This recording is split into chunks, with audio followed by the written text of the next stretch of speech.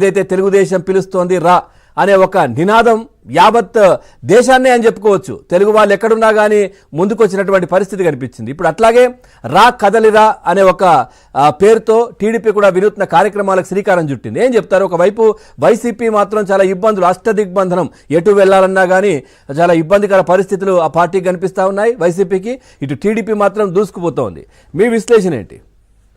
అందరికీ నమస్కారం అండి. కోటేశ్వరరావు గారు, పవన్ గారు, మీకు సార్, వీక్షకులు అందరికీ కూడా నమస్కారాలు. ఇక్కడ తెలుగుదేశం పిలుస్తుంది రా కదలిరా అన్న ఈ వర్డ్, ఈ మాట వింటుంటే చరిత్ర పునరావృతం అవుతుందేమో అనిపిస్తుంది. ఎందుకంటే 40 ఏళ్ల క్రితం కరెక్ట్గా ఇదే రోజు మీరు కరెక్ట్గా ఇదే రోజు డిబేట్ స్టార్ట్ పెట్టారు. మీరు 1983 జనవరి 5వ తారీఖున ఒక తెలుగుదేశం పార్టీ ఆవిర్భావం తర్వాత మొట్టమొదటి ఎన్నికను ఎదుర్కొంది. ఆ ఎన్నికలో మేము నాకు అప్పుడే ఓటు వచ్చింది. నేను మొదటిసారిగా వేసిన ఓటు అదే సమయంలో.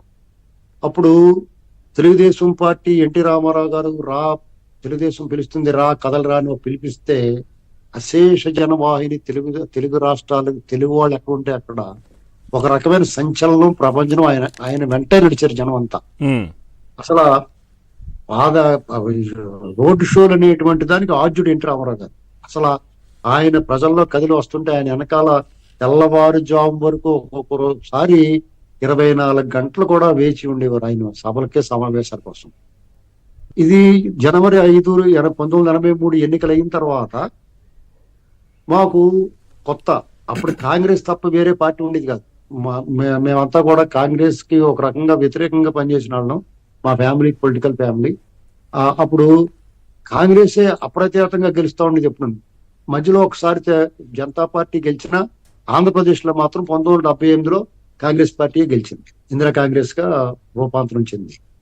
తర్వాత వచ్చిన ఎన్నిక ఎన్టీ రామారావు గారు పార్టీ పెట్టడం, ఆయన వెనకాల జనం కదలటం, 83 జనవరి 5ని ఎన్నికలు రావటం. ఆ రోజు ఎన్నికలు అయిన తర్వాత మాకు ఒక రకమైన ఆసక్తి. మేము రాజమండ్రిలో చదువుకుంటూ ఉండేవాడు. మాకు రాజమండ్రికి సమీపంలో ఉన్న గ్రామం.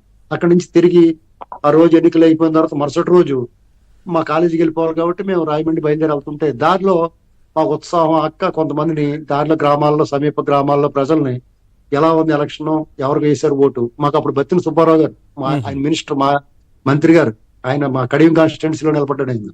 ఆయనకు తిరుగులేని నాయకుడు. ఆయన ఎవరో కూడా పైకి చెప్పేవారు కాదు, ఇప్పట్లాగే ఏదైనా సైలెంట్ గా ఉండేవారు. ఏం చేశారు, ఎవరికి వేశారు ఓటు, ఎలాగుందంటే ఇలాగ అనేవారు. అంటే మాకేం అర్థమయ్యేది కాదు, ఏంటి ఎలాగంటున్నారండి.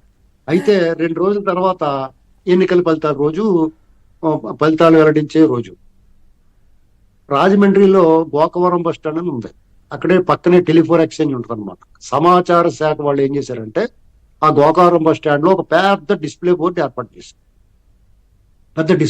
ఏర్పాటు చేసి మైక్ సెట్లు అయి బిగించి ఆ వార్తల రేడియో దానికి కనెక్షన్ ఇచ్చారన్నమాట.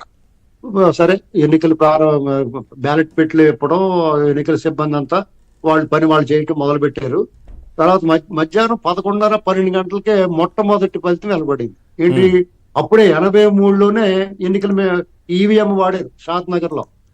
ఆ ఫలితం గంటలో తెలిసిపోయింది, కాంగ్రెస్ గెలిచింది. అక్కడ అందరికీ గుండెలు జారిని ఒక రకంగా. ఏంట్రా ఇది, ఇంత ప్రపంచం వచ్చింది ఎన్టీ రామారావు గారికి, ఇది ఈ ఫలితం చూస్తేనేమో కాంగ్రెస్ గెలిచింది. కాంగ్రెస్ నాయకులు చెప్పినట్టుగా రామారావు గారు సినిమా యాక్టర్ కాబట్టి జనం వచ్చారు, ఆయన ఓట్లు ఎవరు వేస్తారో అది చెప్పిందే నిజమవుద్దా అనేటువంటి భావన కలిగింది అందరికి, అలాగే మాకు కూడా. అప్పుడు కాంగ్రెస్ నాయకులకి, కాంగ్రెస్ అభిమానులు, సానుభూతి పరులకి చాలా ఉత్సాహంగా ఉంది. వాళ్ళు కూడా తెలుగుదేశం సానుభూతి పరులని అందరినీ కూడా కొంచెం వెక్కిరించినట్టుగా చూశారు. సాయంత్రం 5 వరకు లెక్కింపులు, బ్యాలెట్ పేపర్లు కదా, కొద్దిగా కట్టలు కట్టి అన్ని బ్లక్ పెట్టి మొదటి ఫలితాలు సరళి మొదలైంది. సాయంత్రం 5:30, 6 గంటలకి ఫస్ట్ రౌండ్ ఫలితాలు సరళి మొదలైంది అనమాట. ఆధిక్యతలో అప్పుడు మొదలైందండి. ఈ ఉమ్మడి ఆంధ్రప్రదేశ్ లో శ్రీకాకుళం జిల్లా నుంచి మొదలుపెట్టి ఆదిలాబాద్ జిల్లా వరకు కూడా ఒక్కొక్క జిల్లా పేరు చెప్పటం, ఆ జిల్లాలో శ్రీకాకుళం జిల్లా అని చెప్పేవారు. వార్తలు చదువుతున్నది అద్దంకి మన్నా అని ఆ వార్తలు ప్రసారం అవుతున్నప్పుడు మొదలైన తర్వాత శ్రీకాకుళం జిల్లా టెక్కలి, ఆముదాల వలస, ఇచ్చాపురం ఇలా చెప్పుకుంటూ వచ్చి ఇప్పుడు విజయనగరం, నెల్లిమర్ల, వైజాగ్, గాజువాక, పాయకరావుపేట ఇలా వరుసగా చెప్పుకుంటూ వచ్చి ఒక క్షణం ఆగిపడాను. తెలుగుదేశం ఆధిక్యతలో ఉందని చెప్పి ఓహో జనాలందరికీ ఉత్సాహం.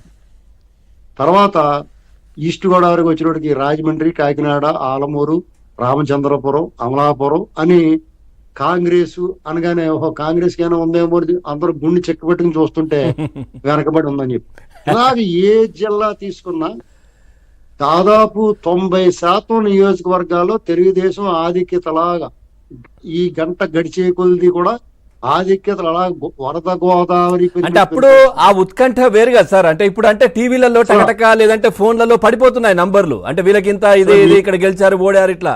అప్పుడు ఏంటంటే వీళ్ళు చెప్పే దాంట్లోనే ఒక ఉత్కంఠ. నిజంగా చెప్పాలంటే హార్ట్ పేషెంట్ ఉంటే చాలా ఇబ్బంది. పవన్ గారు మీరు ఆ మధుర క్షణాలు అంటే రాజకీయ పార్టీలకి సంబంధం లేదండి. ఆ ఉత్సాహం ఎలాగంటే ఒక కొత్తగా నాయకుడు ఎన్టీ రామారావు గారు లాంటి వెండి తెర వేలుపు ఒక పార్టీ పెట్టాడు, ఏమవుతుంది ఫలితం అనేటువంటిది ఆసక్తిగా చూసేవాళ్ళకి వాళ్ళందరి మనసులో కూడా ఎన్టీ రామారావు గారు గెలవాలి, తెలుగుదేశం పార్టీ గెలవాలని ఒక ఆకాంక్ష ఉన్నప్పుడు ఈ రకమైన ఫలితాలు వెలబడుతుంటే ఆనందోత్సవాల్ని వర్ణించడానికి తెలుగు భాషలో పదాలు లేవండి. మీకు ఇప్పటికీ కూడా నా మైండ్ లో ఆ క్షణాలు, ఆ జ్ఞాపకాలు, ఆ స్మృతులు నిక్షిప్తం అయిపోయి ఉన్నాయి, సజీవంగా ఉన్నాయి.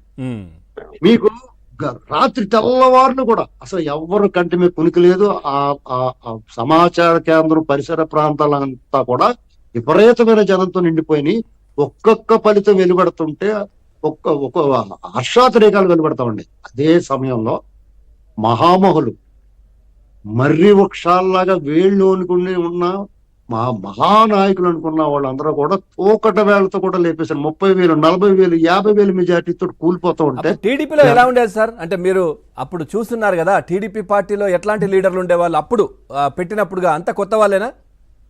అందరు కొత్త వాళ్ళేనండి. అందులో ఎలాంటి వాళ్ళు ఉన్నారు, యనమల రామకృష్ణుడు, మెట్ల సత్యనారాయణ గారు, తోట సుబ్బారావు గారు, ఇలా అందరూ, గోరంట్ల బుచ్చ చౌదరి గారు, అందరు కొత్త వాళ్ళే. అసలు మీకు పాత వాళ్ళు చాలా కొట్టాను. కాంగ్రెస్ ఇచ్చిన వాళ్ళు కొద్దిగా చాలా స్వల్పంగా నారాయణ భాస్కరరావు గారు ఇలాంటి కొంతమంది ఉండేవారంటే మిగతా వాళ్ళందరూ కొత్త నాయకులే. యువకులు, డాక్టర్లు, విద్యావంతులు, అసలు ఒకళ్ళు ఇంటి పక్కన కూడా తెలియదు చాలా మంది. అలాంటి వాళ్ళు అందరూ అసలు ఒక్కొక్కళ్ళు 25,000, 30,000, 40,000 ఖర్చు ఎంత అనుకుంటున్నారు? 10,000, 15,000 మాక్సిమం ఖర్చు. కొంతమందికి 5,000 కూడా, ఆ నామినేషన్ తర్వాత ఒక 5,000 కూడా ఖర్చు అవ్వలేదంట చాలా మందికి. ఇలాగా చేబ్రోలు అన్నమయ్య గారని, లేకపోతే బాగా పెద్ద నాయకులు అనుకున్న వాళ్ళందరూ కూడా ఓడిపోయి వెనకబడిపోతుంటే కాంగ్రెస్ శ్రేణులు, అభిమానులు ఆహాకారాలు, ఆర్తనాదాలు, అసలు మీకు ఆ దృశ్యమే ఒక వాళ్ళకి పీడకలండి. అది ఆ కాంగ్రెస్ పార్టీకి ఆ రోజు పీడకల. దాన్ని తలుచుకోవడానికి ఇష్టపడరాడు ఎవరు. అలాంటిది తెల్లవారేటప్పటికి ఒక రూపానికి వచ్చేసింది, ఒక స్పష్టత వచ్చేసింది. అంటే ఇంకా లెక్కింపు కొనసాగుతూ ఉంది, కానీ మా మ్యాజిక్ మార్క్ ఎప్పుడో దాటేసింది. 200 సీట్లకి క్రాస్ చేసేసింది. పొత్తులో అప్పుడు సంజయ్ విచారం నుంచి పొత్తులో ఉంది తెలుగుదేశం పార్టీతో. ఆ వాళ్ళు కూడా మీకు 5 సీట్లు ఎన్నో ఇచ్చారు, అప్పుడు 3వ ఎన్నో గెలిచారు. ఇలాంటి పరిస్థితుల్లో తెలుగుదేశం పార్టీ మళ్ళీ అటువంటి పిలుపు, వాళ్ళ తెలుగుదేశం పిలుస్తుంది రా కదలిరా అనేటువంటి పిలుపుతోటి నిజంగా వాళ్ళు యాప్టో అంటే 40 సంవత్సరాల క్రితం ఏమైతే జరిగిందో ఆ రోజు రాష్ట్రంలో పరిస్థితులు ఎలా ఉన్నాయో అంతకన్నా దారుణమైన పరిస్థితులు ఇప్పుడు ఉన్నాయి. ఇవాళ మళ్ళా తెలుగుదేశం పార్టీ ఆవశ్యకత, తెలుగుదేశం పార్టీ ఎందుకు ఉండాలని ప్రజలు ఆలోచించు, వాళ్లే ఉండాలి, చంద్రబాబు నాయుడు గారి పరిపాలన కావాలని అనుకునే పరిస్థితి ఇప్పుడు ఉంది. అప్పటికి ఇంకా రామారావు గారి పరిపాలన ఎలా ఉంటుందో తెలియదు.